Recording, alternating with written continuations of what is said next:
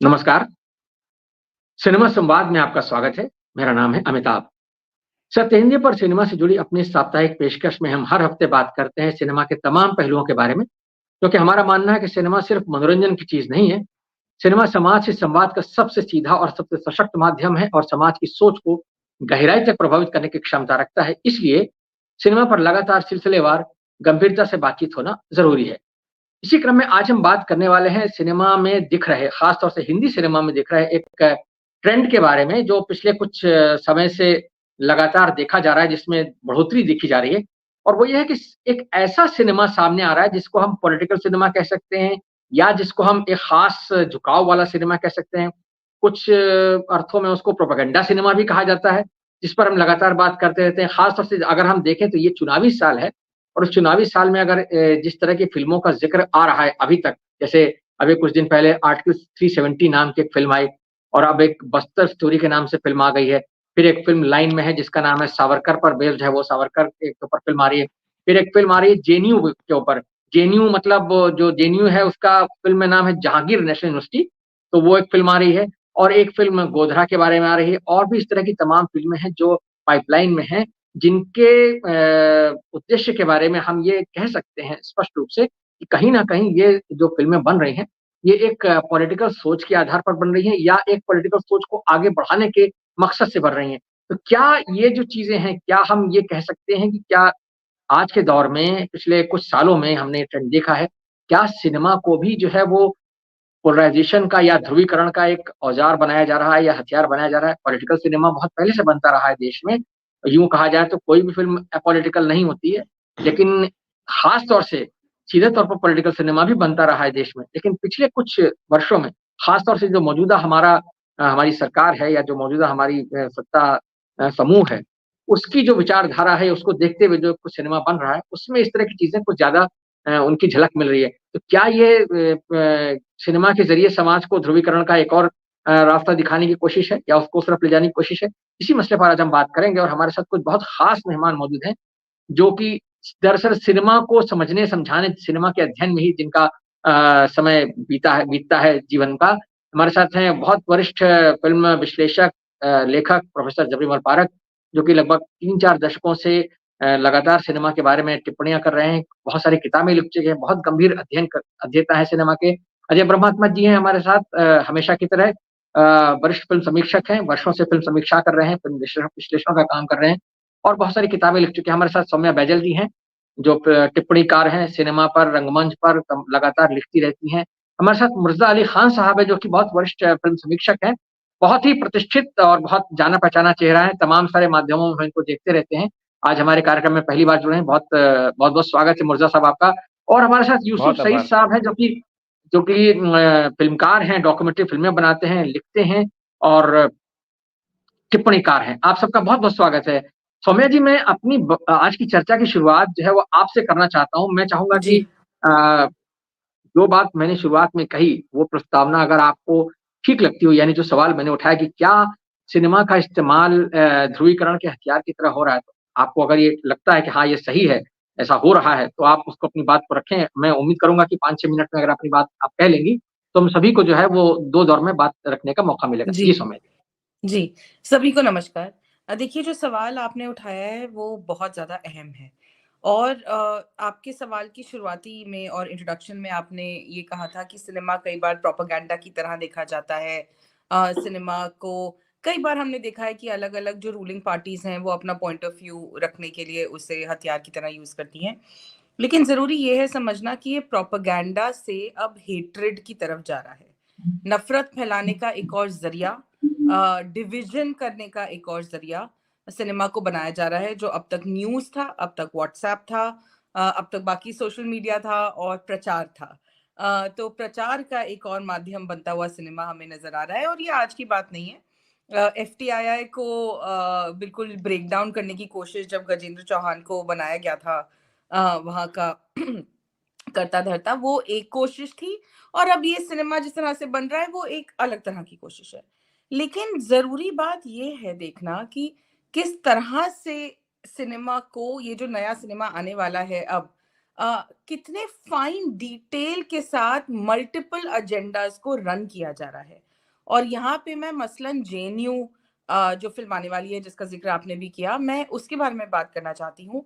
आप उसका पोस्टर देखिए, जय श्री राम है भगवा फ्लैग पे और लाल सलाम है दूसरे फ्लैग पे।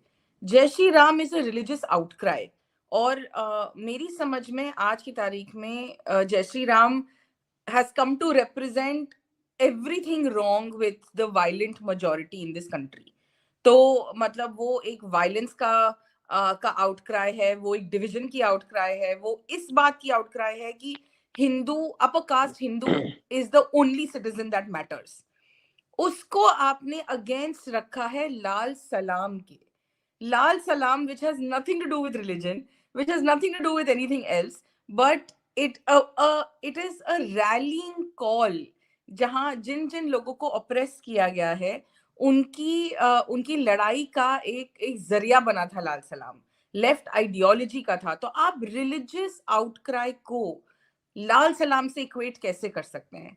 तो ये एक एजेंडा आपको नजर आ रहा है। दूसरा आपको ये नजर आ रहा है कि क्योंकि जवाहरलाल नेहरू यूनिवर्सिटी आप नहीं बोल सकते, तो आप जे को जहांगीर बना रहे हैं जो एक मुसलमान नाम है। तो आप टाइटल में ही कोशिश कर रहे हैं कि आप एनिमी बना दें और वो एनिमी मुसलमान है। तीसरी चीज, मुझे मतलब कभी-कभी इस बात पे हंसी आती है, लेकिन शायद इसलिए हंसी आ रही है क्योंकि हेल्पलेसनेस का वो दौर है जहां आपको ये एक मजाक लगने लगता है कि आपको एक रेप्यूटेड यूनिवर्सिटी को डिस्क्रेडिट करने के लिए एक फीचर फिल्म बनानी पड़ रही है। वो यूनिवर्सिटी जिससे पढ़ के 2 मिनिस्टर आपके कैबिनेट में बैठे हैं। मतलब ये जो एक ब्लाइंड कोशिश है, हर एक अदर को अब एनिमी दिखाने की कोशिश जो जो ये सरकार करती आई है, जो अब ये सिनेमा के माध्यम से कर रही है, वो चीज हमें साफ नजर आ रही है। इसी के अंदर जो और डीपली पॉलिटिकल पॉइंट्स हैं, आप वो पोस्टर गौर से देखिए, किसके अगेंस्ट खड़े हैं ये लोग, कहाँ है वो जगह। जो दूसरा पोस्टर है जिसमें एक मुट्ठी है जो एक भगवा हिंदुस्तान को निचोड़ रही है, क्या मतलब है इस इमेजरी का? क्या हिंदुस्तान ऑलरेडी भगवा हो चुका है? क्या ये सही है? क्या ये गलत है? रेजिस्टेंस कब से किसी को निचोड़ने का तरीका बन गई?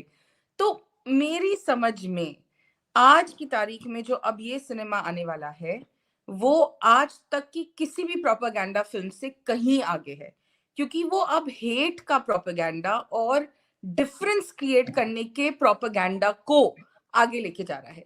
एंड मेरी समझ में वो और ज्यादा दिक्कत है।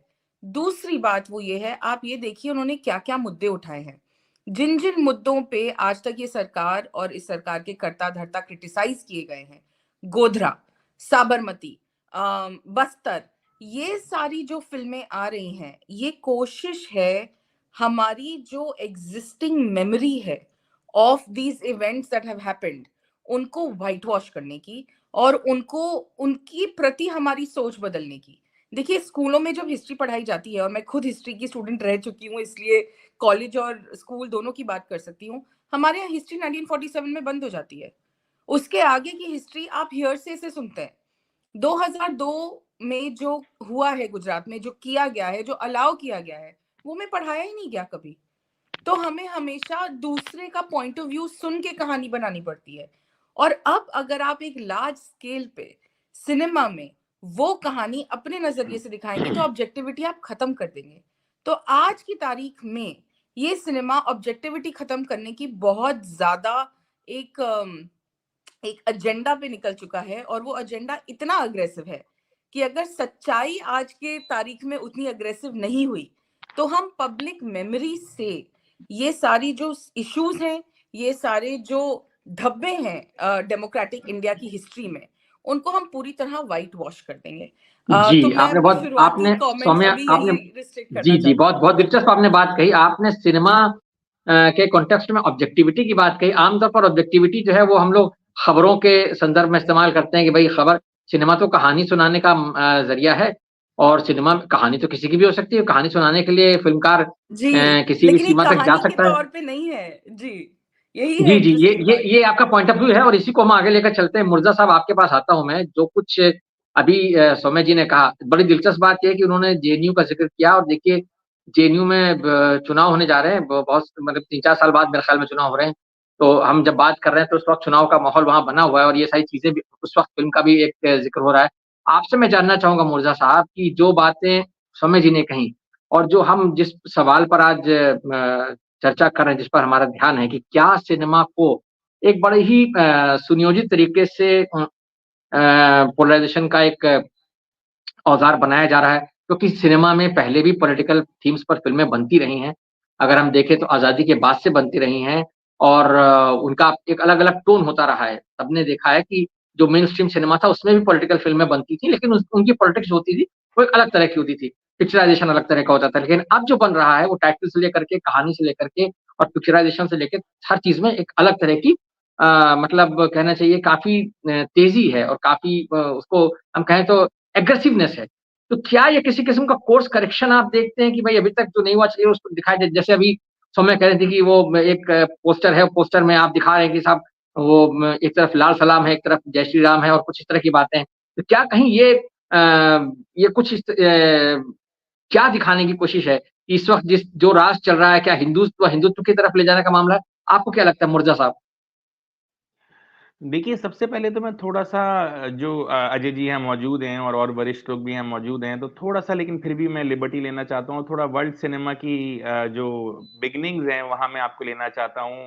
अगर हम बात करें सर्गेई आइज़ेनस्टाइन की, जो महान सोवियत फ़िल्मकार थे, जिनको कि बहुत सारी बड़ी-बड़ी फ़िल्मों के लिए जाना जाता है, जिसमें सबसे famous film probably battleship Potemkin है। उस ज़माने में जब उन्होंने आई थिंक 1920 के अराउंड जब ये फ़िल्म बनाई थी उन्होंने, तो बोल्शेविक्स जो है पावर में नए-नए आए थे, लेनिन की सरकार थी सोवियत रशिया में, तो उस ज़माने में ये माना जाता था कि रेवोल्यूशंस जो हैं बहुत फ्रीक्वेंट हुई हैं। कभी ज़ार था, उसको हटा के मेंशेविक्स आ गए, मेंशेविक्स को हटा के बोल्शेविक्स आ गए, तो बोल्शेविक्स को कहीं न कहीं ये डर था कि अगर एक और कोई ग्रुप आ गया और उसने हमारा तख्ता-पलट कर दिया तो क्या होगा? तो उन्होंने बहुत जल्दी रियलाइज़ कर लिया कि सिनेमा जो एक ऐसा मीडियम है जिसको बहुत पावरफुल वे में यूज़ किया जा सकता है और अपनी जो सत्ता है, अपने जो आइडियाज़ हैं, अपने जो आइडियल्स हैं, उनको हम बहुत अच्छी तरह से जनता तक पहुँचा सकते हैं।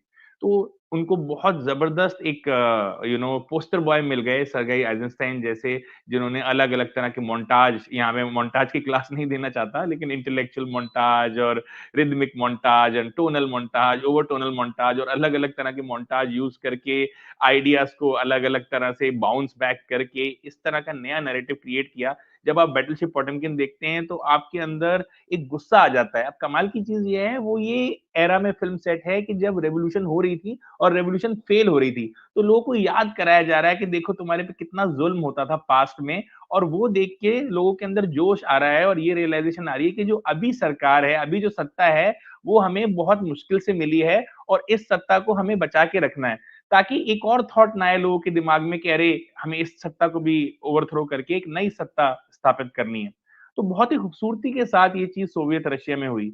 इसके बाद मैं आपको अगर 1930s में लेके जाऊँ तो नाज़ी जर्मनी में भी हमने देखा कि कैसे हिटलर ने प्रोपेगेंडा सिनेमा का यूज़ किया, जो चीज़ हमने सोवियत रशिया में देखी थी। अब देखिए आइडियोलॉजी बिल्कुल डिफरेंट है। वहाँ हम लेफ्ट की बात कर रहे हैं कि लेफ्ट की जो आइडियोलॉजी से जो आई हुई सरकार है, वो यूज़ कर रही है सिनेमा के प्रोपेगेंडा को और यहाँ जो हम नाज़ी जर्मनी में बात कर रहे हैं, हम बात कर रहे हैं हिटलर की, तो हम एक बात कर रहे हैं एक्सट्रीम राइट आइडियाज़ की। तो वहाँ पे लेनी रिफेनस्टाल नाम की एक बहुत कमाल की युवा फ़िल्म महिला फ़िल्मकार हिटलर को मिली और हिटलर को पता चला कि इस इनमें बहुत पोटेंशियल है, वही प्रोपेगेंडा के एलिमेंट्स जो आइज़ेनस्टाइन यूज़ कर रहे थे सोवियत रशिया में, उनको शायद नेक्स्ट लेवल पे ले जाने का। तो लेनी रिफेनस्टाल ने एक बहुत ही फ़ेमस और बहुत ही पावरफुल और बहुत ही खतरनाक फ़िल्म बनाई जिसका नाम है ट्रायम्फ ऑफ द विल।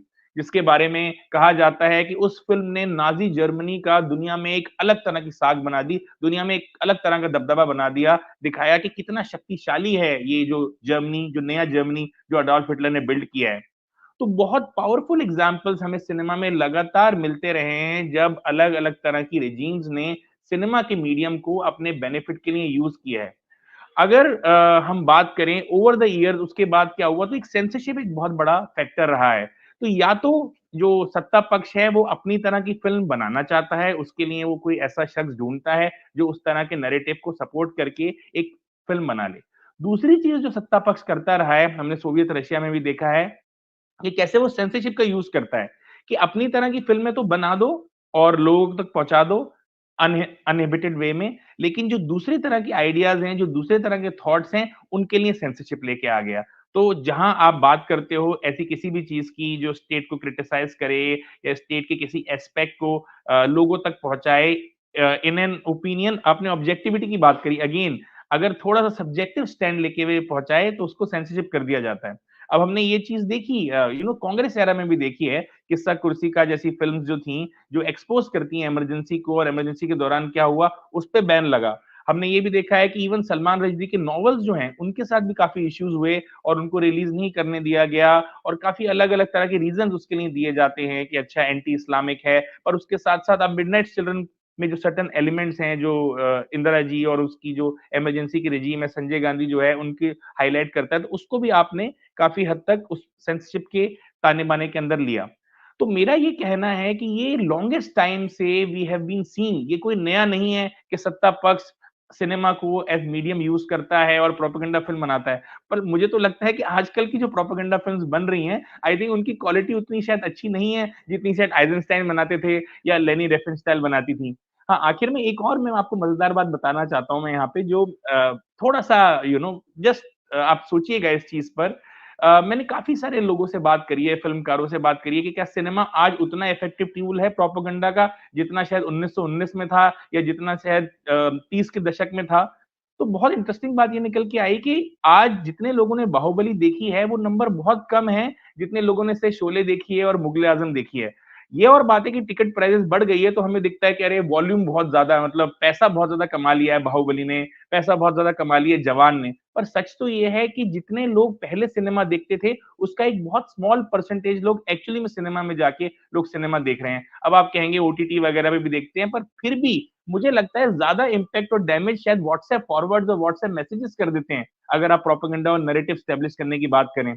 तो आई रियली डाउट कि क्या उतने लोग देख रहे हैं ये फ़िल्म्स जो आ रही हैं, जेएनयू का आपने ज़िक्र किया या इस तरह की और फ़िल्में भी आती रही हैं। आई रियली डाउट, ठीक है, एक आध फ़िल्म्स का अगर हम एग्ज़ाम्पल देख लें, मे बी शायद कश्मीर फाइल्स की बात करें तो काफ़ी लोगों ने देखी, लेकिन वो वॉल्यूम्स भी उसके मुकाबले बहुत कम है जिन लोगों ने शायद मुग़ल-ए-आज़म देखी होगी या जितने लोगों ने शोले देखी होगी या शायद उस ज़माने में जब नया-नया सिनेमा एक मीडियम आया था, तो जितने लोगों ने बैटलशिप पोटमकिन देखी होगी।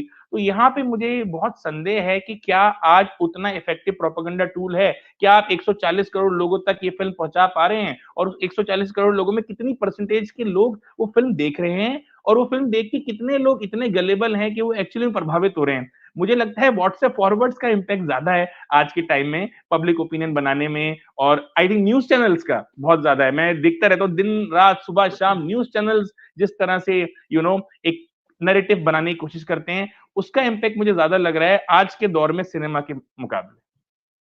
जी, आपने बहुत बढ़िया तरीके से अपनी बात रखी और आपका बहुत शुक्रिया कि आपने जो विश्व सिनेमा के कुछ उदाहरण दे करके आइज़ेनस्टाइन से लेकर के और हिटलर का पूरा दौर एक समझाया आप एक दर्शकों के लिए। फारग साहब, मैं आपके पास आता हूँ। जो बात मुर्तज़ा साहब ने जहाँ छोड़ी है कि भाई क्या ये वाक़ई में इतनी तादाद में दर्शकों तक पहुँच रही हैं ऐसी फ़िल्में जिनके बारे में यानी हम जो चिंता कर रहे हैं, क्या वो चिंता सचमुच चिंता करने लायक बात है भी कि नहीं? कि भई फ़िल्में पोलराइज़ कर रही हैं समाज को, क्योंकि उन्होंने कश्मीर फाइल्स का तो ज़िक्र किया, लेकिन बहुत सारी ऐसी फ़िल्में भी हैं जो शायद उतने दर्शकों द्वारा देखी ही नहीं जा रही। जैसे बहुत सारी फ़िल्में मान लीजिए, अब मैं अटल हूँ जैसी फ़िल्म आई और चली गई, पता ही नहीं चला किसी को। जबकि उसमें बहुत अच्छे अभिनेता पंकज त्रिपाठी थे, अटल 72 जी की हुए करके बायोग्राफ़ी एक थी। फ़िल्म आई थी, मुझे याद है, मुझे नहीं लगता किसी ने देखी है फ़िल्म। अवेलेबल भी मैं देखना चाह रहा था पर मैं देख नहीं पाया अभी तक। हाँ, जी, पर इन जी। फ़िल्मों की सीन्स रहे हैं, जो आपको व्हाट्सएप और इंस्टा और इन सब पे मिल जी, जाते हैं, जो अपने आप में तो डैमेज क्रिएट व्हाट्सएप करते यस, हैं। जी। जी, तो व्हाट्सएप और या फारग डेफ़िनिटली। साहब, आपसे मैं जानना चाहूँगा, मतलब जब हम इस तरह की फ़िल्मों के बारे में ज़िक्र करते हैं ख़ास तौर से, और चूँकि विश्व सिनेमा का भी उदाहरण यहाँ पर आ गया, हमारा जो देश है और हमारे देश की जो जनता है और हमारे देश में जो सियासत है, जिस तरीके से लोगों को तरह-तरह से प्रभावित किया जा रहा है, व्हाट्सएप वाली बात कही मिर्ज़ा साहब ने, वो अपनी जगह बहुत गंभीर मसला है। लेकिन जब हम सिनेमा की बात करते हैं और हम देखते हैं कि कुछ ख़ास तरह से टारगेट किया जा रहा है किसी ख़ास वर्ग को या किसी ख़ास धर्म को या किसी एक वर्ग के बारे में कुछ ज़्यादा प्रचार किया जा रहा है। तो क्या आपको लगता है कि ये कहीं न कहीं एक सोची-समझी पॉलिटिकल पैट्रोनेज का मामला है? या जो हिंदी सिनेमा है उसमें कुछ ज़्यादा ही इस तरह की भावना आ रही है कि नहीं, अब जो सत्ता समूह है उसके साथ हमको लाइन मिला कर के चलना है? क्या कहेंगे आप फारग साहब? सभी को नमस्कार। अभी तक जो बातें यहाँ कही गई है, उसमें एक दो चीजें मैं बहुत स्पष्ट करना चाहता हूँ। नंबर एक तो यह है कि हर कला माध्यम की तरह सिनेमा भी प्रोपेगंडा माध्यम है, यानी कि प्रचार तो करता ही है, कोई भी सिनेमा हो। इसलिए ये इस कहने का कोई मतलब नहीं है कि सोवियत संघ में भी इस तरह की फिल्में बनती थी और हिटलर भी ये फिल्में बनती थी। इससे सिर्फ हम एक तरह के भटकाव में उलझ जाते हैं। भटकाव यह है कि प्रोपेगंडा ठीक है कि प्रोपेगंडा की है, लेकिन किसके पक्ष में है और किसके विरोध में है, ये बहुत महत्वपूर्ण है। आइडियोलॉजी क्या है? हम हिटलर की आइडियोलॉजी को और सोवियत यूनियन की आइडियोलॉजी को एक तराजू पर नहीं तोल सकते। हम लाल सलाम को या जो वामपंथी विचारधारा है और फांसीवादी विचारधारा है, जो हिंदुत्व जिसका को रिप्रेजेंट करता है, उसको एक तराजू में नहीं तोल सकते। दरअसल एक तरफ जनता है, सामान्य मेहनतकश जनता है, और दूसरी तरफ वे है जो इस जनता को भटकाना चाहती है, जो धर्म के नाम पर, जाति के नाम पर, नस्ल के नाम पर भटकाना चाहती है। इसलिए सिनेमा पर जब हम बात करें या किसी भी कला माध्यम पर बात करें, तो मेरे विचार में प्रोपेगेंडा से ज्यादा महत्वपूर्ण चीज जो उसके साथ जुड़ती है कि किस तरह की विचारधारा को का प्रचार किया जा रहा है, और उस विचारधारा के द्वारा या उस फिल्म के द्वारा क्या कहा जा रहा है और उसका प्रभाव किस रूप में पड़ेगा। इस दृष्टि से देखें तो हमें इस बात को समझने में कोई बहुत परेशानी नहीं होगी कि बैटलशिप पोटेमकिन क्यों आज भी 100 साल बाद में 1925 में ये फिल्म रिलीज हुई थी, क्यों आज 100 साल बाद में भी वो एक क्लासिक मानी जाती है। और जिस युवा फिल्मकार का नाम आप लेते हैं, वो केवल इतिहास के कागजों में ही चर्चा के योग्य रह गई है। तो इस बात को जरूर ध्यान में रखना चाहिए। मैं तो बल्कि ये भी यहाँ याद दिलाना चाहता हूँ कि ग्रिफिथ का नाम याद होगा, जिन्होंने 1516 में फिल्म बनाई थी birth of a nation. Birth of nation वो एक नस्लवादी फिल्म थी और भयानक फिल्म थी, लेकिन महत्वपूर्ण यह है कि विचारधारा किस तरह की फैलाई जा रही है। तो ये मेरे ख्याल में बहुत महत्वपूर्ण है। आज हम जिस दौर की बात कर रहे हैं, उस दौर में जैसा कि सौम्या ने कहा था, उस दौर की सबसे जो कहना चाहिए कि चिंताजनक बात है कि वो लोगों के बीच में, समुदायों के बीच में नफ़रत फैलाने का काम कर रही है। और वो नफ़रत फैलाने का काम जो है, यथार्थ के द्वारा नहीं कर रही है, वास्तविकता के द्वारा नहीं कर रही है, वो झूठ के द्वारा कर रही है। और उस झूठ को वो फ़िल्मों का, कहानी का जामा देकर प्रस्तुत किया जा रहा है। सभी फ़िल्मों में देख लें आप, कश्मीर फाइल्स से लेकर, कश्मीर फाइल्स में ऐसा क्यों है कि मुसलमान जो है खलनायक के रूप में है? व्यक्ति मुसलमान नहीं, पूरा समुदाय। केरल स्टोरी में तो सुप्रीम कोर्ट कह चुका है कि आप 32,000 का आंकड़ा हटा दीजिए। तो वो 32,000 जो बेस था उस फ़िल्म का, वो बेस ही झूठ पर आधारित था। आप जिस बस्तर फ़िल्म की बात कर रहे हैं, उस बस्तर फ़िल्म में आप क्या नैरेटिव देना चाहते हैं? नैरेटिव ये देना चाहते हैं कि जो नक्सलवादी है, वो देश के दुश्मन है। आप न आदिवासियों की बात करते हैं, न किसानों की बात करते हैं, न उनके उत्पीड़न की बात करते हैं, और आप नक्सलबाड़ी का जो आंदोलन था, उसको एक ऐसे हिंसक आंदोलन के रूप में रखते हैं, जो कि जनता के विरुद्ध है। नहीं, वो जनता के विरुद्ध नहीं था।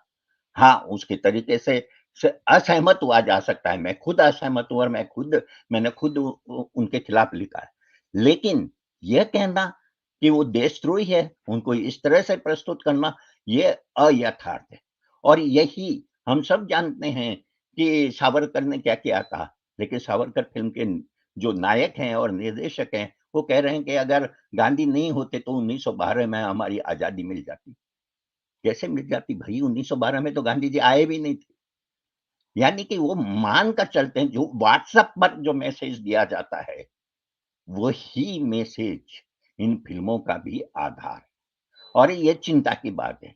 दूसरी बात यह है कि ये फ़िल्में केवल सिनेमा घरों तक ही सीमित नहीं है। ये फ़िल्में जो है, कई दूसरे तरीकों से लोगों के बीच जा रही है। उनका प्रचार स्कूलों तक में हो रहा है। लड़कियों को कहा जा रहा है कि तुम्हें केरल स्टोरी देखना चाहिए, ताकि तुम्हारे आस-पास जो शत्रु हैं, जो तुम्हें कभी भी तुम्हारे साथ कुछ भी कर सकते हैं, उनसे तुम सावधान रह सको। हम उस प्रचार तंत्र के बीच रखकर इसे देखना चाहिए। ये केवल हिंदुत्व की बात या हिंदू राष्ट्र की बात नहीं है। अब जो इलेक्टोरल बॉन्ड का पर्दाफाश हुआ है, ये वास्तव में क्रिमिनल कैपिटलिज्म है। ये क्रोनी कैपिटलिज्म से भी आगे जा चुका है और इस रूप में ये एक बहुत ही खतरनाक है और इस खतरनाक को और खतरनाक बनाने में इस दौर की ये फिल्म है, जिसके विरुद्ध हर सही सोचने वाले व्यक्ति को आवाज उठानी चाहिए। जी, पारख साहब आपने इलेक्टोरल बॉन्ड का ज़िक्र किया तो मेरे मन में सवाल आ रहा है कि देखिए इलेक्टोरल बॉन्ड पर कोई फ़िल्म बनाता है कि नहीं बनाता है? क्योंकि ये एक ऐसा मसला है जिसमें सुप्रीम कोर्ट भी इन्वॉल्वड है, देश की सरकार का और तमाम सारी राजनीतिक पार्टियों का उसमें ज़िक्र है, बहुत सारे उद्योगपतियों का भी ज़िक्र है।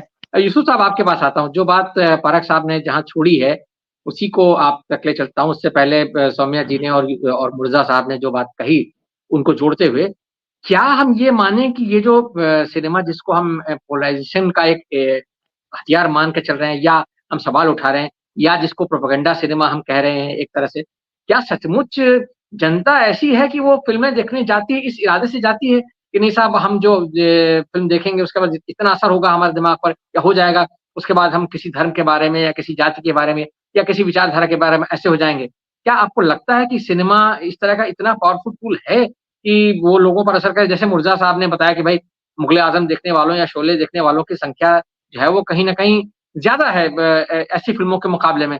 तो जो सिनेमा बेसिकली अगर एंटरटेनमेंट का मीडियम है, क्या हम उसको लेकर के कुछ ज़्यादा चिंता तो नहीं जता रहे हैं? ऐसा तो नहीं कि हमको लग रहा है कि नहीं, ये कुछ ऐसा दौर है जिसमें कि पॉलिटिक्स ऐसी ज़्यादा हो रही है, तो सिनेमा ऊपर भी हमको ज़्यादा बात करनी चाहिए इस तरीके से। आपकी क्या राय है इस बारे में? जी बहुत शुक्रिया आपका मुझे यहाँ बुलाने के लिए। मैं ये कहूँगा कि देखिए एंटरटेनमेंट का मीडियम है सिनेमा और हम देखते हैं कि जब एक फैमिली एक एवरेज फैमिली जब सिनेमा हॉल में जाती है फ़िल्म देखने के लिए 4 लोगों की और आज के दौर में जबकि एक सिनेप्लेक्स या मल्टीप्लेक्स में जब आप जाते हैं तो टिकट भी बहुत ज़्यादा महँगा हो गया है। तो जब एक फैमिली एक हार्ड अर्न्ड मनी लेकर के जाती है तो ज़ाहिर है कि वो चाहेंगे कि उनका एक टोटल एंटरटेनमेंट हो। तो मुझे लगता है कि शायद वो जो एंटरटेनमेंट की फ़िल्में हैं शाहरुख खान, सलमान खान या दीपिका पादुकोण उस तरह की फ़िल्में देखने में उनको ज़्यादा वैल्यू फॉर मनी मिलेगा। मैंने ये मतलब देखा है मैंने जब जाकर के देखा सिनेमा हॉल्स में तो लोग जब एक एंटरटेनमेंट के लिए आते हैं तो वो उस तरह की फ़िल्म देखने में ज़्यादा इंटरेस्टेड होंगे कि जब पैसा खर्च कर रहे हैं 4 लोगों की फैमिली वहाँ जाती है तो कम से कम 2 ढाई हज़ार रुपया तो वो खर्च करेंगे टिकट में और पॉपकॉर्न खाने में। तो मुझे नहीं लगता कि एक फैमिली जो कि एक एवरेज ऑडियंस है फ़िल्मों का, वो जाकर के इस तरह की फ़िल्में प्रोपेगेंडा फ़िल्में देखेंगे। हो सकता है कि अगर कोई बहुत ज़्यादा पॉलिटिकली मोटिवेटेड हो और उन्होंने ठान लिया हो कि हमें तो जाना है, हमें तो एक ये भी है ना बात कि अगर इस तरह की फ़िल्में हम देख रहे हैं तो देश के लिए कुछ कर रहे हैं, हम देशभक्त होने की कोशिश कर रहे हैं अगर हम इस तरह की फ़िल्में देख रहे हैं।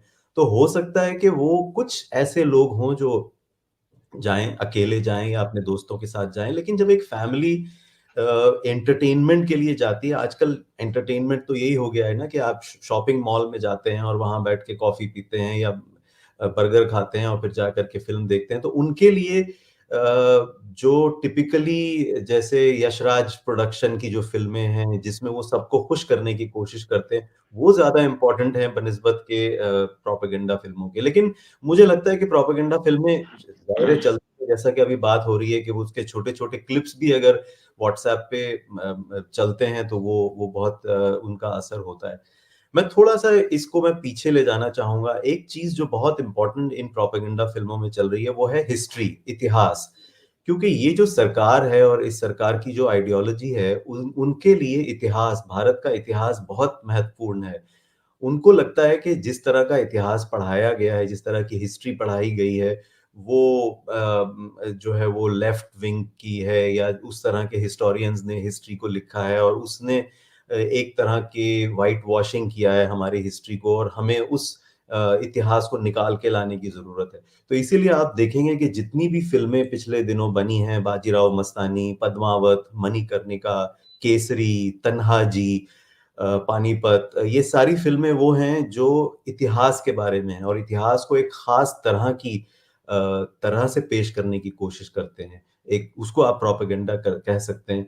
और ऑब्वियसली वो अपनी फिल्म के शुरू में लिखते हैं कि ये जो आप देखने जा रहे हैं ये प्योरली फिक्शनल है और इसका इतिहास से कोई लेना देना नहीं है। लेकिन सच बात यह है कि इतिहास को बताने की कोशिश है, और जो एक आम पब्लिक है उनके लिए, क्योंकि हमारे यहाँ की जो पब्लिक है, हमारी जो ऑडियंस है, वो बहुत ही भोली-भाली, बहुत ही सीधी अगर मैं ये लफ्ज़ इस्तेमाल करूँ, उनको जो कुछ बताया जाता है वो उसको एक्सेप्ट कर लेते हैं, वो उसको एक सच्चाई के तौर पे ले लेते हैं। उनके यहाँ एक जो चीज़ जिसको हम अंग्रेज़ी में कहते हैं क्रिटिकल थिंकिंग, कि एक आप किसी चीज़ को क्रिटिकली एनालाइज़ करें, देखें कि इसके अंदर क्या सच है और क्या झूठ है, उसको बिल्कुल सच के तौर पे ना रिसीव करें, बल्कि उसको उसके बारे में सवाल उठाएँ, कोई क्वेश्चन करें। वो हमारे यहाँ की जो एवरेज ऑडियंस है, मासेस जो हैं, वो उनको इस तरह की, उनको एजुकेशन ही नहीं दी गई है, उनको इस तरह की तालीम ही नहीं दी गई है कि वो किसी चीज़ को क्रिटिसाइज़ कर सकें।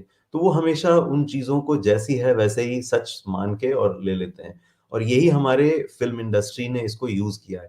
मैं थोड़ा-सा और पीछे जाके, प्रोपेगेंडा फ़िल्में तो हैं जो भी हैं, लेकिन अगर आप देखें कि पिछले 100 सालों में जो फ़िल्में बनी हैं, उसमें एक ख़ास चीज़ जो हर डायरेक्टर ने ज़्यादातर डायरेक्टर्स ने किया है, वो ये कि स्टीरियोटाइप्स बनाए हैं हमारे यहाँ फ़िल्मों में। ये मुसलमान ऐसे दिखते हैं, सिख ऐसे दिखते हैं, क्रिश्चियन जो हैं वो गोवा में ऐसा होता है, वो हमेशा ये शराब पी के पड़ा रहता है, या जो सिख हैं वो ऐसे होते हैं। ये स्टीरियोटाइप्स बहुत सारे बनाए हैं हमारी फ़िल्मों ने, और वो स्टीरियोटाइप्स बहुत ही स्लोली और बहुत ही सटली काम करते हैं। मुसलमान जो हैं वो बॉम्बे के अंडरवर्ल्ड डॉन्स जो हैं वो हमेशा ऐसे होते हैं, हाथ में तस्बीह होती है और वो तस्बीह गिन रहे होते हैं, और उनका काम ये होता है, वो ये सारी चीज़ें हमारी तकरीबन हर फ़िल्मों में होती है, और हम इसको एक्सेप्ट कर लेते हैं और हम आगे बढ़ते रहते हैं। और बड़े-बड़े डायरेक्टर्स ने इस तरह के काम किए हैं। हो सकता है कुछ ऐसे एक्सेप्शनल डायरेक्टर्स हों, और ख़ास तौर पे अब कुछ लोग इसके बारे में कॉन्शियस हुए हैं। लेकिन ज़्यादातर फ़िल्मों में ये स्टीरियोटाइप्स बने हैं। मैं ये नहीं कह रहा हूँ कि सिर्फ़ माइनॉरिटीज़ के स्टीरियोटाइप्स हैं, और भी हैं, जैसे ब्राह्मणों के भी स्टीरियोटाइप्स हैं कि पंडित जो हैं वो ऐसे होते हैं और फलाँ ऐसे होते हैं। सारी चीज़ों के स्टीरियोटाइप्स हैं, कहीं-कहीं वो एक मज़ा लेने के लिए एक फ़नी तौर पे या कॉमेडी के तौर पे काम कर जाता है, लेकिन कभी-कभी वो बहुत सीरियस स्टीरियोटाइप्स भी होते हैं, जिससे एक तरह की डैमेजिंग इमेज बनती है उस कम्युनिटी के बारे में, और लोग उन्हीं को देखते रहते हैं। मैं तो काफ़ी स्कूल के बच्चों के साथ भी जाकर के बात करता हूँ, और उनसे उनको ये इस चीज़ का कॉन्शियस बनाता हूँ कि देखिए, आप जब ये फ़िल्म देखते हैं तो इसमें ये एक इमेज जो बन रही है, ये एक स्टीरियोटाइप है, और हम कैसे इन स्टीरियोटाइप्स को क्रिटिकली एनालाइज़ करें। तो इन चीज़ों की ज़रूरत है, लेकिन हमारे सिस्टम में हमने कभी भी एक अच्छा ऑडियंस बनाने की कोशिश नहीं की। हमने अपने ऑडियंस को ये नहीं बताया कि कैसे फ़िल्में देखी जाएँ और कैसे उनको क्रिटिकली एनालाइज़ किया जाए।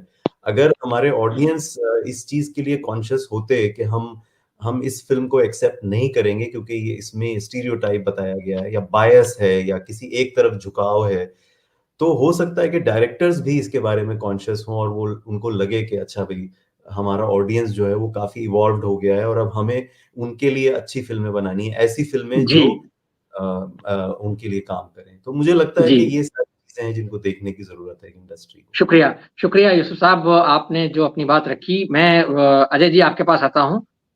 जो सारी बातें अभी तक हमारे पैनलिस्ट ने रखी हैं, तो जहाँ हमने बात की शुरुआत की थी, वहाँ से आज हम यहाँ पर आ गए कि भाई ऑडियंस को शिक्षित करने की ज़रूरत है, जिसकी बात भी हम लोग अपने कार्यक्रमों में अक्सर करते रहे हैं कि भाई हमें एक तरीके से दर्शक की चेतना को उसका स्तर बढ़ाने की ज़रूरत है कि वो ये देखे कि भाई क्या प्रोपेगेंडा है, किस है या नहीं है, वगैरह-वगैरह। और ये जो स्टीरियोटाइपिंग की बात अभी यूसुफ साहब ने कही, बड़ी इम्पोर्टेंट है, क्योंकि वाक़ई में एक दौर ऐसा था कि मुस्लिम सोशल नाम का एक सिनेमा चलता था, जिसमें ख़ास तरीके से दिखाया जाता था कि साहब वो ऐसे रहते हैं, वो सिर्फ़ उर्दू बोलते हैं और बहुत कर्री उर्दू बोलते हैं, और बहुत मतलब वो बहुत मैंने अभी एक फ़िल्म आई थी, मेरे ख़्याल में विक्की कौशल की एक फ़िल्म थी, हैप्पी इंडियन फैमिली ऐसे कुछ करके उसका नाम था, ग्रेट इंडियन फैमिली, जिसमें वो एक मुसलमान लड़के के पास जाता है, और वो उस तरह से बात करने की कोशिश करता है, वो कहता है भाई हम तो ऐसे बात नहीं करते हैं, हम ऐसे खाना नहीं खाते हैं। तो वो जो चीज़ थी वो ख़ैर जो स्टीरियोटाइपिंग का सवाल आया, और चूँकि हम लोग एक प्रोपेगेंडा सिनेमा के खाँचे में बात कर रहे हैं, या एक पोलराइज़ेशन वाली मुद्दे पर बात कर रहे हैं, तो अजय जी, मैं आपकी राय जानना चाहूँगा कि ये जो हम पिछले कुछ समय में ये ट्रेंड देख रहे हैं, क्या आपको लगता है कि इसके पीछे कोई एक कहीं न कहीं कोई एक पॉलिसी पुश है, या कोई ऐसा है कि नहीं ठीक है चलो जो लोग बनाना चाहते हैं बनाएँ, उनको किसी न किसी तरीके से प्रोत्साहन मिलेगा। कोई कभी बीजेपी का कोई नेता, स्वयं प्रधानमंत्री जो है कुछ फ़िल्मों को लेकर के उत्साहित हो जाते हैं और उनका उनका प्रचार कर देते हैं, तो उस फ़िल्म को बढ़ावा मिल जाता है। या जैसे कोई फ़िल्म आ गई तो उस फ़िल्म का डायलॉग प्रधानमंत्री जी बोलते हैं कि हाउस द जोश, तो वो फ़िल्म अपने आप में हिट हो जाती है कि भाई क्या बात है! प्रधानमंत्री पूरी फ़िल्म का एक डायलॉग अगर प्रधानमंत्री जी बोल दें 4 बार, तो फ़िल्म को अपने आप में एक पुश मिल जाता है कि भाई क्या बात है! तो ये चीज़ें जो है, ये आपको क्या लगता है, ये कुछ कॉन्शियस एफर्ट है अजय जी? अनम्यूट कर लीजिए अपने आप को। जी। सभी को नमस्कार। मुझे नहीं लगता कि इस ढंग से एक कॉन्शियस एफर्ट हो रहा है। दरअसल जो उस्ताद है, उस्ताद के इरादे जो हैं, उसको लेकर के अखाड़े में मौजूद कुछ पहलवान अपनी तरफ से सारी कोशिशें कर रहे हैं। ऐसा डिक्टेट नहीं मिला हुआ है कि आपको ऐसी फ़िल्म बनानी है, लेकिन उस्ताद को खुश करना है, उनकी नज़र में आना है, तो चलो हम भी कर लेते हैं। दूसरा, इन फ़िल्म इंडस्ट्री में हमेशा से मुनाफ़े का धंधा होता है। उनको यहाँ मुनाफ़ा दिख रहा है, तो बहुत सारे ऐसे लोग हैं, जो उन विचारों से असहमत होंगे निजी ज़िंदगी में, लेकिन वैसी फ़िल्में प्रोपेगेट कर रहे हैं, वैसी फ़िल्में बना रहे हैं। आप जिसको प्रोपेगेंडा कह रहे हैं, मैं प्रोपेगेंडा फ़िल्म नहीं कहता हूँ, मैं इसको आजकल डंडा फ़िल्म कहता हूँ, कि डंडा लेकर के निकले हुए हैं और मुख्य उद्देश्य नफ़रत फैलाना है। जो बात सौम्या ने कही, जो बात पारख साहब ने कही कि इनका मुख्य उद्देश्य नफ़रत फैलाना है। ये नए भारत में नफ़रत का नवाचार लेकर आए हैं और ये पूरी नफ़रत जो है, एक ख़ास इस्लामोफ़ोबिया के तहत है और जो उनका मुख्य मकसद है। ये तमाम फ़िल्मों से ज़ाहिर हो रहा है उनके, और लगातार इसको प्रोपेगेट किया जाएगा चुनाव तक। ये संयोग की बात नहीं है कि ठीक चुनाव के पहले ऐसी फ़िल्में आ रही हैं। और कहीं न कहीं जो मुर्तज़ा ने भी बात कही कि टुकड़े-टुकड़े बँटेगा, वो ज़्यादा खतरनाक है। होता क्या है कि फ़िल्म एक कंटेंट स्टोर की तरह मिल गया उनको, कंटेंट मिल गया। अब इसके रील बनते हैं, 1 मिनट के, 30 सेकंड के, 40 सेकंड के, जो ज़्यादा प्रभावशाली होते हैं और बार-बार आते हैं। जो आप स्क्रॉल कर रहे होते हैं ऐसे भी, तब भी वो दिख जाते हैं और फिर आप रुक जाते हैं।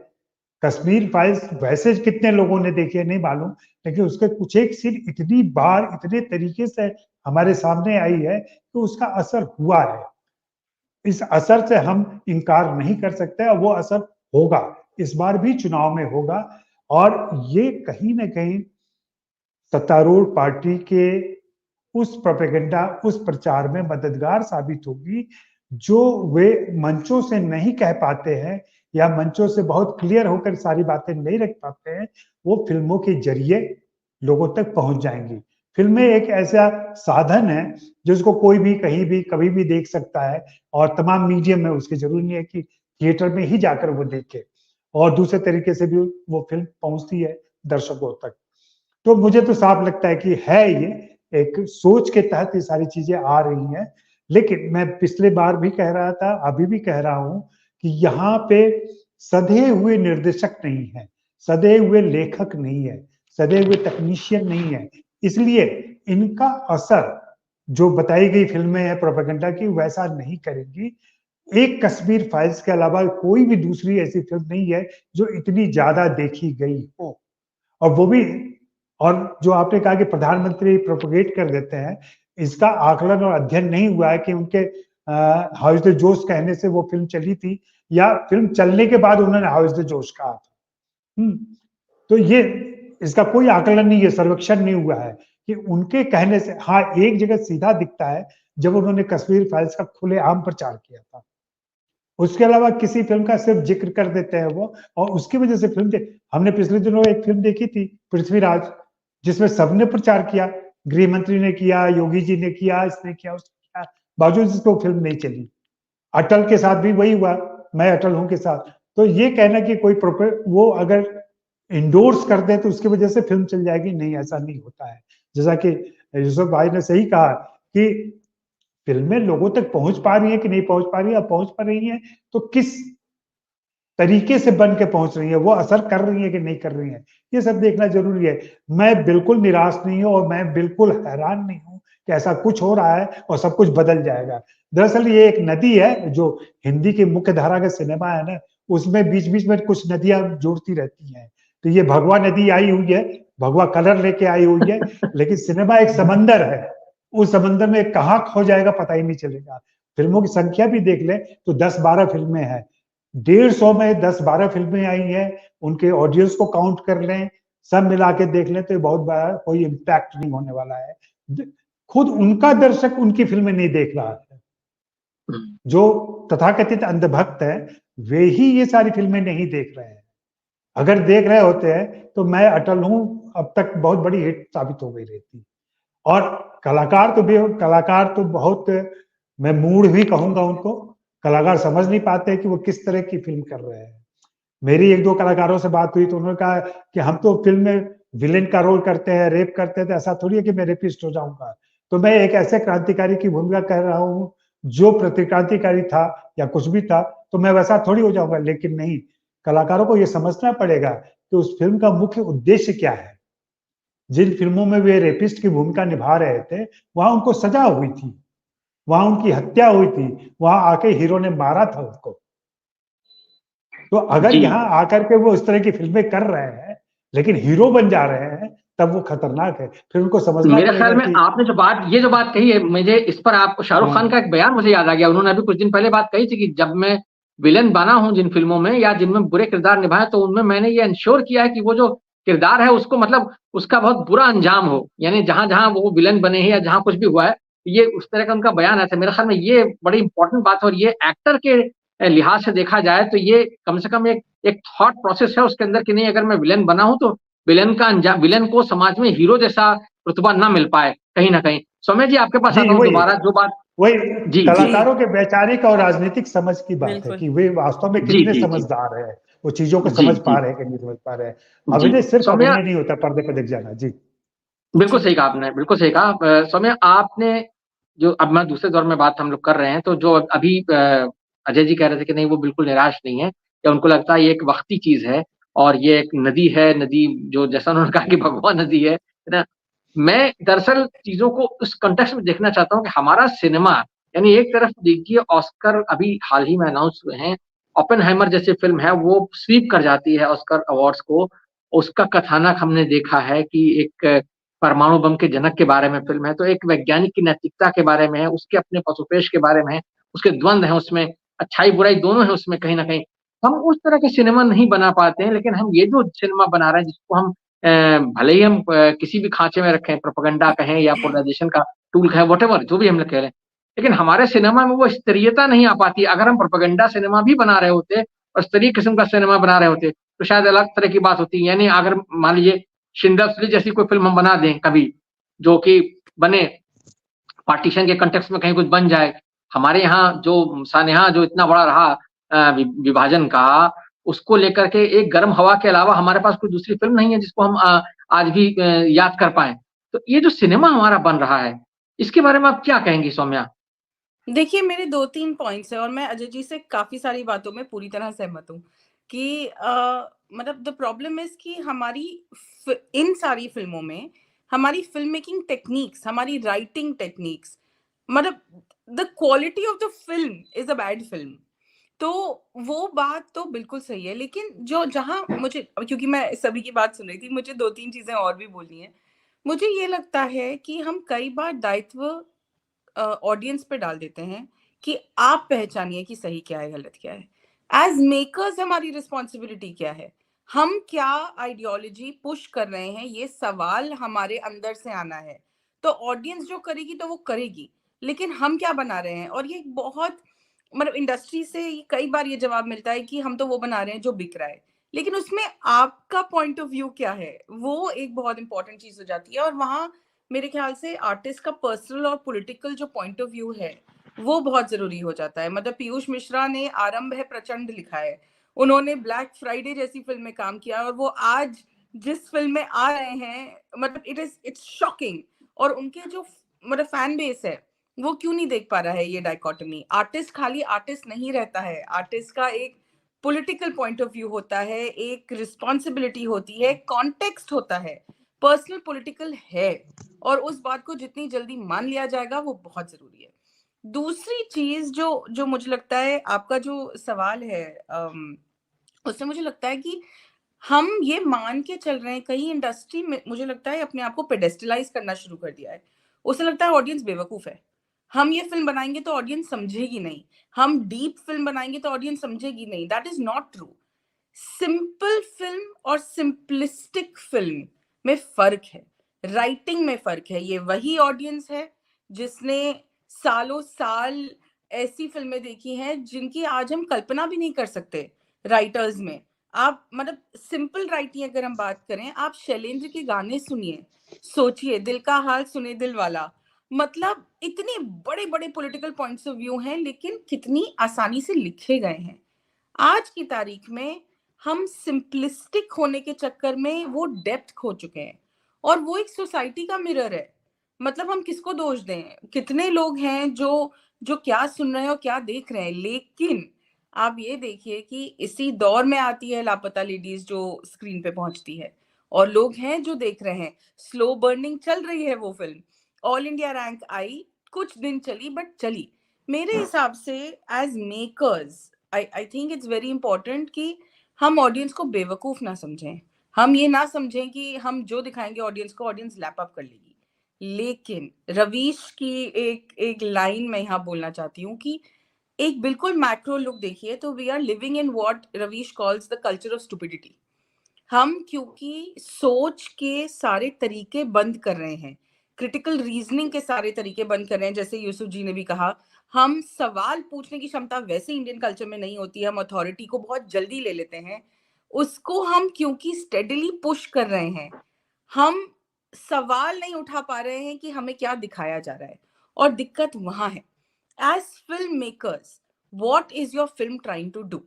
आप थॉट प्रोवोक कर रहे हैं, आप एनालिसिस करवाना चाहते हैं, आप रिफ्लेक्टिव होना चाहते हैं, आप क्या होना चाहते हैं? क्रिस्टोफर नोलन की ओपेनहाइमर जब रिलीज हुई, क्योंकि आपने ओपेनहाइमर का जिक्र किया, मैंने खुद सुबह 7:45 का शो देखा है सिनेमा में, और वो सिनेमा हॉल भरा हुआ था। अगर हम स्टेटिस्टिक्स वापस जाकर देखें, कितने लोगों ने जाके ओपेनहाइमर देखी, कितने हफ्ते चली वो इंडिया में, हमें वो स्टडी करना चाहिए, क्योंकि depth of film upper middle class मांग रहा है और देख रहा है। लेकिन वो क्रिस्टोफर नोलन बना रहा है इसलिए देख रहा है। हमारी अफवाह कहाँ पहुंच रही है, लापता लेडीज कहाँ पहुंच रही है? ये डिस्ट्रीब्यूशन के इश्यूज हैं। देखिए, ऑल्टरनेट पॉइंट ऑफ व्यू को मजल करने का तरीका सिर्फ जो फिल्में बन रही हैं या नहीं बन रही हैं वो नहीं है, वो फिल्में कहाँ तक पहुंच रही हैं, कितनी इजीली पहुंच रही हैं, ये सवाल है। आप कहाँ तक उन फिल्मों की, आप कहाँ कहाँ जाकर रोक लेते हैं वो फिल्में, वो सोचनी बहुत जरूरी है। ओपेनहाइमर ने कितना बिजनेस किया होगा इंडिया में, उसके अगर हम नंबर्स देखेंगे हमें समझ में आ जाएगा, क्योंकि वो एक्सेसिबल फिल्म बन गई थी सडनली अपर मिडिल क्लास के लिए। तो मेरे हिसाब से हमारे अंदर कैपेसिटी है फिल्में बनाने की, हमारे पास बहुत अच्छे अच्छे राइटर्स हैं, स्वानंद किरकिरे हैं, वरुण ग्रोवर हैं, मतलब वो लोग, मसान जैसी फिल्म बनाती है ये कंट्री, वहां डेप्थ आती है। तो वो डेप्थ पॉपुलर सिनेमा में इसलिए नहीं आती क्योंकि इन्हें लगता है कि मतलब अगर इन्हें ये लगता है कि ऑडियंस नहीं समझ पाएगी तो वो गलत है। ये सोचने की जरूरत है कि जब श्री 420 बन सकती है आज से इतने साल पहले, तो आज फिल्म मेकर्स क्या गलत कर रहे हैं जिसकी वजह से वो फिल्में नहीं बन रही। तो मेरे हिसाब से वो बहुत जरूरी है। दिल धड़कने दो बनी ना, एक बहुत ही जैजी फिल्म बनी, very good looking and all of that, लेकिन जेंडर पे बहुत बड़े बड़े सवाल उठाए हैं उस फिल्म ने। गली बॉय बनी, लाख गलतियां सही गली बॉय में, लेकिन उसके अंदर के जो आपको नैरेटिव्स मिले, स्पेस के नैरेटिव्स मिले, क्लास के नैरेटिव्स मिले, बनी ना वो फिल्म। तो मेरे ख्याल से फिल्म मेकर्स को इंट्रोस्पेक्टिव होना बहुत जरूरी है, और जो हमारी कॉन्वर्सेशंस हैं जो हम ऑडियंस के लिए करते हैं, वही कॉन्वर्सेशंस बहुत जरूरी है कि फिल्म मेकर्स के लिए करे जाएं, जिससे कि एनिमल की जगह हमें लापता लेडीज मिले, जिससे जेएनयू की जगह हमें आई डोंट नो दोबारा श्री 420 मिले, या कोई आकर एक ऐसा गाना लिखे जो जो हम साहिर और हम देखेंगे आज भी गा रहे हैं as people who are angry with the oppressive regime. हमारा आज का एंथम क्या है? वो कौन लिख रहा है, वो किसकी आवाज में लिखा जा रहा है, ये सवाल पूछने जरूरी है। जी जी, आपने आपने बहुत दिलचस्प जगह लाके खड़ा कर दिया है, क्योंकि ये फिल्म मेकर की सेंसिबिलिटी और सेंसिटिविटी का सवाल है। मुर्तज़ा साहब, इसी मोड़ पर मैं आपके पास आना चाहूंगा और आपसे जानना चाहूंगा, जो बातें सौम्या जी ने रखी हैं, क्या आपको लगता है कि मतलब जिसको हिंदी में हम लोग एक कहावत कही जाती, गुण न हिरानो गुण ग्राहक हैरानो है, ये नहीं मतलब जो है वो चीजें तो मौजूद है लेकिन उनको खोजने वाले लोग नहीं है। तो क्या आपको लगता है कि ये फिल्म मेकर्स की सोच समझ का मसला है? क्योंकि फिल्म इंडस्ट्री के बारे में ये सवाल भी बहुत समय से उठ रहा है लगातार। जब फिल्में नाकाम हुई पिछले कुछ सालों में, तो कहा गया कि भई अब अच्छी कहानियाँ नहीं है, अच्छी कहानी लिखने वाले नहीं हैं, और ये बातें फिल्म इंडस्ट्री के भीतर से भी कई सारे लोग उठाते रहे। हमारे कार्यक्रमों में कमलेश पांडे जी अक्सर आते हैं, तो वो उन्होंने स्क्रिप्टिंग के मसले को जो कमियाँ हैं उस पर बहुत बात की है। आपसे मैं जानना चाहूँगा कि ये जो बातें आ रही हैं, जैसे ओपेनहाइमर का ज़िक्र आया, और जैसे मुझे खुद भी लगता है कई बार कि वेस्ट में मैं देखता हूँ कि द्वितीय विश्व युद्ध को लेकर के जिस तरह से आज भी एक नासूर की तरह वो उनके यहाँ है, और वो उसको लगातार अच्छी-अच्छी फ़िल्में बनाते हैं, जो सिर्फ़ ऑस्कर ही नहीं पाती बल्कि अच्छी कमाई भी कर लेती हैं बॉक्स ऑफिस पर। हमारे यहाँ दोनों का कोई संतुलन नहीं है। पैरेलल सिनेमा तो चलिए खत्म ही हो गया, लेकिन उस तरह की फ़िल्में अब बन ही रही हैं बिल्कुल। आप क्या कहना चाहेंगे इसके बारे में? देखिए, 2 बातें कहना चाहूँगा। सबसे पहले तो मैं ये कहना चाहूँगा कि अगर इस्लामोफ़ोबिया किसी ने सच में फैलाया है दुनिया में, तो वो हॉलीवुड है। फॉर द लॉन्गेस्ट टाइम 9/11 के बाद और आज तक जितना इस्लामोफ़ोबिया हॉलीवुड ने फैलाया है, उतना ना तो बॉलीवुड, ना ही किसी रीजनल इंडस्ट्री, यूरोप में चले जाएँ, कहीं इस तरह का इस्लामोफ़ोबिया का प्रोपेगेशन नहीं हुआ, जितना हॉलीवुड में हुआ है।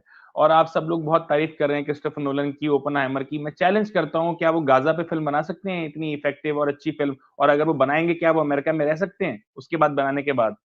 फ़िल्म मेकर एक बहुत सॉफ्ट टारगेट रहा है, बॉलीवुड एक बहुत सॉफ्ट टारगेट रहा है। शाहरुख खान का एक भगवा रंग दिख जाता है, तो आप उनकी फ़िल्म को रिलीज़ होने के लिए एक प्रोपेगेंडा स्टार्ट हो जाता है कि भई इसको रिलीज़ नहीं होने देंगे हम।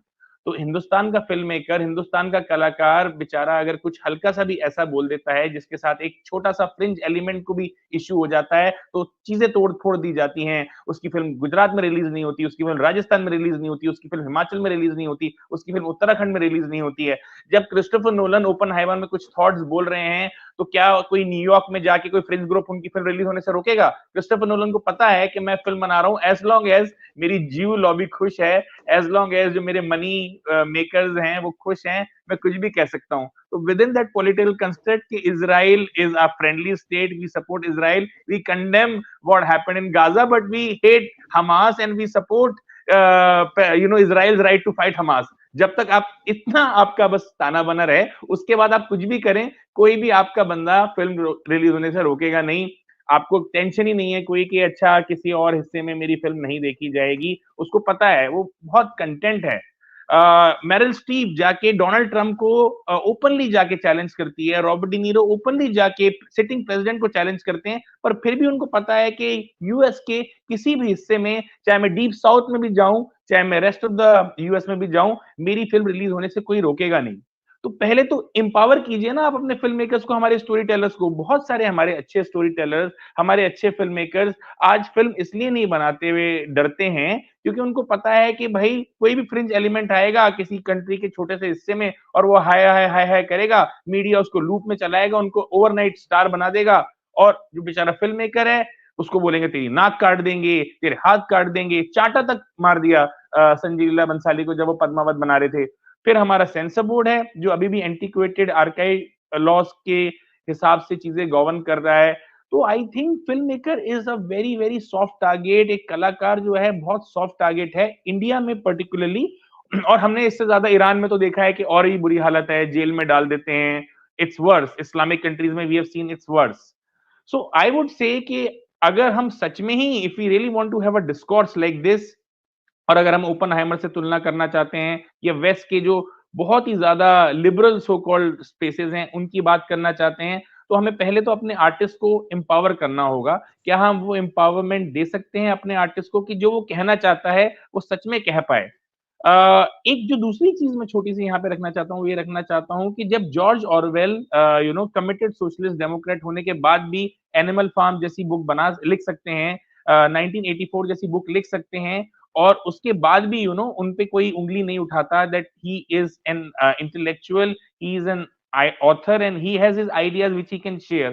So I think अगर आप बस्तर का एग्जाम्पल देखें, इसके राइटर अमरनाथ झा हैं, मेरी इनसे बात भी हुई है कि ये काफी समय तक ये लेफ्ट विंग पॉलिटिक्स से जुड़े रहे हैं स्टूडेंट लाइफ में, ये जेल भी गए और नक्सल वगैरह के साथ इन्होंने काफी समय बिताया है और स्टडी किया है कि वो क्या है, इस पे बुक भी लिखी है इन्होंने अपने पूरी बुक। अगर वो इंसान सडनली अपने लाइफ में मिडवे की पर्टिकुलर एस्पेक्ट से डिसिल्यूजन हो जाता है और उसको लगता है कि जो ये लेफ्ट के आइडियल्स हैं और सर्टेन एस्पेक्ट्स हैं, प्रॉब्ली उसको लगने लगता है अपनी लाइफ के बीच में कहीं आके कि ये शायद सही नहीं थे और उसने 20-30 साल जो अपनी लाइफ के लगा दिए, उसमें कुछ इश्यूज हैं। जैसे जॉर्ज ऑरवेल को लगा कि स्टालिन का जो मोडस ऑपरेंडी है वो ठीक नहीं है और उसके बाद उन्होंने एनिमल फार्म लिखी व्हिच क्रिटिसाइजेस स्टालिनिज्म, और उसके बाद 1984 बनाई which criticises certain aspects of this पूरा जो जिस तरह का एक थॉट पे कंट्रोल करने के लिए जो रिजीम करती हैं। हमने देखा है सोशलिस्ट रिजीम्स ने भी वो काम किया है, हमने देखा है राइट विंग रिजीम्स ने भी वो काम किया है। तो आई थिंक उसके लिए भी स्पेस होनी चाहिए। और अगर आपको बस्तर पसंद नहीं है, आपको केरला स्टोरी पसंद नहीं है, आपको कश्मीर फाइल्स पसंद नहीं है, तो आप काउंटर नैरेटिव लेके आइए, आप उस पे फिल्म बनाएं। अगर आपको सवरकर में जो दिखाया जा रहा है वो पसंद नहीं है, तो आप एक काउंटर नैरेटिव के साथ फिल्म बनाएं। कांग्रेस के एरा में इतने साल तक हमने देखा कि सवरकर पे एक अच्छी फिल्म बन नहीं पा रही थी। बहुत इंदिरा गांधी की अगर हम बात करें 1984 पे एक ढंग की फिल्म नहीं बन पा रही थी, हमें सेंसरशिप से क्लियरेंस नहीं मिलती, हम इमरजेंसी पे एक ढंग की फिल्म आज तक नहीं बना पाए हैं, और हिंदू सरकार जब बनी भी तो इस एरा में बनी और उसमें भी बहुत ज्यादा कंट्रोवर्सीज हो गई। आज हम देख रहे हैं कि कुछ सर्टेन इश्यूज हैं, जैसे 2002 की बात करें, उस पे ढंग की फिल्म नहीं बन पा रही, ओपनली हम क्रिटिसाइज नहीं कर पा रहे हैं। तो आई थिंक सीरियस डिस्कशन की जरूरत है कि वेयर आर वी हेडिंग। क्या हम सच में ही एक हॉलीवुड की तरह के सिनेमा बनाने की हम सिर्फ बातें कर सकते हैं, या हम सच में बना सकते हैं? और मुझे लगता है हम सच में बना सकते हैं, और उसके लिए हमें अपने आर्टिस्ट और फिल्म मेकर्स और स्टोरी टेलर्स को एम्पावर करने की जरूरत है। ऑडियंस तो अपने आप ही ऑफ कोर्स एम्पावर हो जाएगा, पर हमें जो आर्टिस्ट है, जो क्रिएटर है, उसको भी एम्पावर करने की जरूरत है, ताकि वो जो कहना चाहता है वो खुल के बिना किसी डर के कह पाए। जी, बहुत बहुत बहुत शुक्रिया, बहुत शानदार ढंग से आपने अपनी बात रखी। यूसुफ साहब, मैं आपके पास आऊंगा बहुत संक्षेप में, क्योंकि हम बिल्कुल कार्यक्रम के एकदम आखिरी हिस्से में हैं, तो आप इसमें अगर कुछ जोड़ना चाहें अपनी तरफ से। मैं सिर्फ ये कहूंगा कि यहाँ पे एक मार्केटिंग के लोग होते हैं और एक आर्टिस्ट होता है, उसमें भी एक थोड़ा सा गैप है, क्योंकि आर्टिस्ट की कमी नहीं है और आर्टिस्ट बहुत अच्छी बात कहना चाहते हैं, बहुत पॉजिटिव बातें करना चाहते हैं, इतनी बड़ी बड़ी अच्छी फिल्में बनी है, लेकिन अक्सर ये प्रेशर होता है मार्केटिंग टीम की तरफ से कि नहीं नहीं ये आइडिया नहीं चलेगा, ये नहीं बेच सकते, वो नहीं बेच सकते। कुछ काफी हद तक जो मार्केटिंग टीम है वो भी जो पॉलिटिकल सिनेरियो है उससे अफेक्टेड होती है। तो यहाँ काफी मैंने ये देखा है एज अ डायरेक्टर और एज अ क्रिएटिव पर्सन के बहुत प्रेशर होता है एक क्रिएटिव आर्टिस्ट के ऊपर कि आप ये चीज नहीं बिक पाएगी, ये इसको ये नहीं बनाएंगे। तो थोड़ा सा वहां पे हमें भी पुश करने की जरूरत है। As an artist we need to push and say no I want to make a film, मुझे इस टॉपिक पे बनाना है और ये करना है, आप इसको बेचिए जा करके। तो ये भी एक थोड़ा सा इसको अब आगे बढ़ाने की जरूरत है कि आर्टिस्ट को अपनी। जी अजय जी, आप इस पूरी चर्चा के अंत में आप कुछ कहना चाहेंगे अपनी तरफ से बहुत संक्षेप में? भाई मेरा यही सिर्फ कहना है कि तुम्हारी भी जय जय हमारी भी जय जय से बात नहीं बनेगी। हमें टारगेट करना पड़ेगा कि दिक्कत कहाँ से पैदा हो रही है। हाँ, ये नहीं कि उन्होंने भी ये किया है, इन्होंने भी ये किया है, उन्होंने भी ये किया है, हमने भी ये किया है, तो सब ठीक है, सब जायज है। ऐसा नहीं होता है। किसी व्यक्ति का किसी संगठन से मोहभंग होना और वो उस मोहभंग के पीछे उसकी व्यक्तिगत हानि लाभ का मामला है या फिर सांगठनिक है, ये भी देखना पड़ेगा। फिल्म मैंने बस्तर देखी नहीं है अभी तक, तो मुझे मालूम नहीं है कि अमरनाथ झा का क्या वहां पे रवैया है और क्या इंटेंट है। फिल्म देखने के बाद मैं कह सकता हूं, लेकिन जो सुना है मैंने विपुल शाह को और उसके निर्देशक सुदीप्त सेन को, उससे मुझे साफ लगा कि ये भारत सरकार का प्रोपेगेंडा है, जिसमें ये बताया गया है कि बस्तर की वजह से देश को $3 ट्रिलियन का नुकसान हुआ है। कहां से हुआ है, ये आंकड़ा उनको कहां से मिला है, ये कहना मुश्किल है मेरे लिए। हाँ, तो इस प्रोपेगेंडा को तो समझना पड़ेगा। ये नहीं कहे बात नहीं बनेगी कि उन्होंने भी ये किया, इन्होंने भी ये किया, तो अब सब बराबर हो गया, पासन बराबर हो गया। आपको आप किस पक्ष में हैं, क्रिटिक होने का मुर्तजा मैं आपसे यहाँ से असहमत हूँ इस तरीके के रवैये से। जी मेरी बात जी खत्म। अजय जी, आपने जो बात कही है, मैं स्टूडेंट भी हूँ मीडिया स्टडीज का, तो मुझे लगता है कि बातें खुल के करनी चाहिए और सारे पक्ष रखने नहीं चाहिए। बिल्कुल, हम एक बहुत बहुत वन अच्छा, साइडेड बिल्कुल व्यू नहीं बिल्कुल रख सकते। बिल्कुल, आपने जो बात रखी, बिल्कुल अपनी जगह आपने बहुत बढ़िया तरीके से अपनी बात रखी, और मैं इस बात से बिल्कुल सहमत हूँ। जो आर्टिस्ट को एम्पावर करने वाली आपने बात कही, वो वाकई एक बहुत बड़ा सवाल है, बहुत अहम सवाल है हमारे हिंदुस्तान में। खास तौर से अगर हम अपनी जो फिल्म मेकिंग है उसको हम उस लेवल पर ले जाना चाहते हैं या कंपेयर करना चाहते हैं कि भाई हॉलीवुड में जिस तरह का सिनेमा बन रहा है, उस तरह की कहानियां और उस तरह के किरदार, उस तरह के कलाकार हमारे यहाँ मौजूद होते हुए भी हम वो काम क्यों नहीं कर पा रहे हैं। तो समाज को शिक्षित करने की जरूरत है। जैसे यहाँ पर आज बातचीत में सामने आया कि दर्शक को एजुकेट किया जाए और कलाकारों को या फिल्मकारों को एम्पावर किया जाए। उनके मन में ये खौफ ना हो कि अगर वो कोई फिल्म बनाएंगे या किसी कलाकार को ले लेंगे, मान लीजिए कोई फिल्मकार पाकिस्तान से किसी कलाकार को ले ले, तो उसके दफ्तर पर हमला हो जाए या उसकी फिल्म की कॉपियां जला दी जाए वगैरह वगैरह, जो कुछ हमने देखा है जिस तरह से, तो वो सब अगर ना हो समाज में, तो उससे मुझे लगता है एक अलग-अलग तरह का बहुत विविधतापूर्ण सिनेमा हमको देखने को मिलेगा, जो कि दरअसल होना चाहिए। आप मतलब जी, सब तरह का सिनेमा बने। जी, अमिताभ जी, जी, सौम्या एक आप कुछ कहना आखिरी चाह रहे हैं? पॉइंट इस सब में जो पारक साहब ने कहा था कि जो कैपिटलिस्ट एक होल्ड है ऑन एन आर्ट फॉर्म, और वो कैपिटलिस्ट होल्ड क्या कर रही है और किस तरह से सोच को मोल्ड कर रही है, वो पॉइंट भी बहुत जरूरी है। लेकिन ये जो हम सारी बातें कर रहे हैं ऑफ आर्टिस्ट एम्पावरमेंट, मैं अजय जी से पूरी तरह सहमत हूँ कि one evil does not make space for another evil।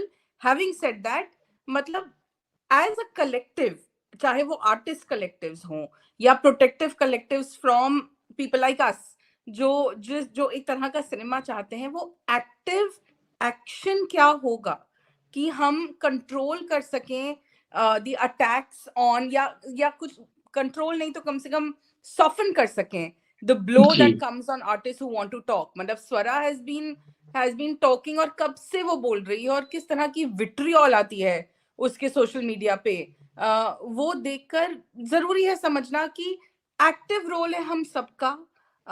जैसे ये चर्चा एक एक्टिव रोल है, लेकिन इसके आगे हम क्या कर सकते हैं? क्या हम ऐसा कर सकते हैं कि जहां जेएनयू चलेगी वहां हम दोबारा एक सिनेमा हॉल रेंट पे लेके राम के नाम चला दें? कर सकते हैं हम ये? हम क्या कर सकते हैं, वो सवाल भी बहुत अहम है। बहुत अच्छी बात आपने कही। और जहाँ तक हम क्या कर सकते हैं, सिनेमा संवाद एक ऐसा मंच है जहाँ हम कम से कम सिनेमा को लेकर के और सिनेमा और समाज को लेकर के हमारी जो एक ज़िम्मेदारी है, उसको हम लगातार महसूस करते हैं, और हम कोशिश करते हैं कि तमाम तरह के पॉइंट ऑफ व्यूज़ यहाँ आएँ और लोग ये समझें कि सिनेमा, जैसा हम बार-बार कहते हैं कि सिनेमा सिर्फ़ मनोरंजन की चीज़ नहीं है। सिनेमा समाज से संवाद का सबसे सशक्त माध्यम है। तो इसलिए उस माध्यम को अलग-अलग तरीके से एम्पावर करने की ज़रूरत है, और उसमें जितनी भागीदारी फिल्म सिनेमा बनाने वाले की, उतनी भागीदारी जो है वो देखने वाले की भी है। तो उसको भी अपनी ज़िम्मेदारी समझनी होगी। ये एक और ये एक ऑनगोइंग प्रोसेस है। इसमें हम लगातार चर्चाओं के ज़रिए कम से कम एक माहौल बनाने की कोशिश करते हैं। दर्शकों तक ये बात रखने की कोशिश करते हैं कि वो ये समझें कि अच्छा सिनेमा क्या होता है और किस तरह से वो उनको एक अच्छा संवेदनशील इंसान बनने में और एक अच्छा बेहतर नागरिक बनने में कैसे मदद कर सकता है। बहरहाल आज की बातचीत बहुत बढ़िया, मुझे मैं कहूँगा बहुत अच्छी बातचीत रही, एक बहुत अच्छे विषय पर, और इसमें आप सबने बहुत विस्तार से अपनी बातचीत रखी। इसके लिए आप सबका बहुत-बहुत धन्यवाद। दर्शकों का भी बहुत-बहुत धन्यवाद कि उन्होंने इसको बहुत सब्र के साथ देखा सुना। फिर हम किसी नए विषय के साथ हाज़िर होंगे, तब तक के लिए नमस्कार।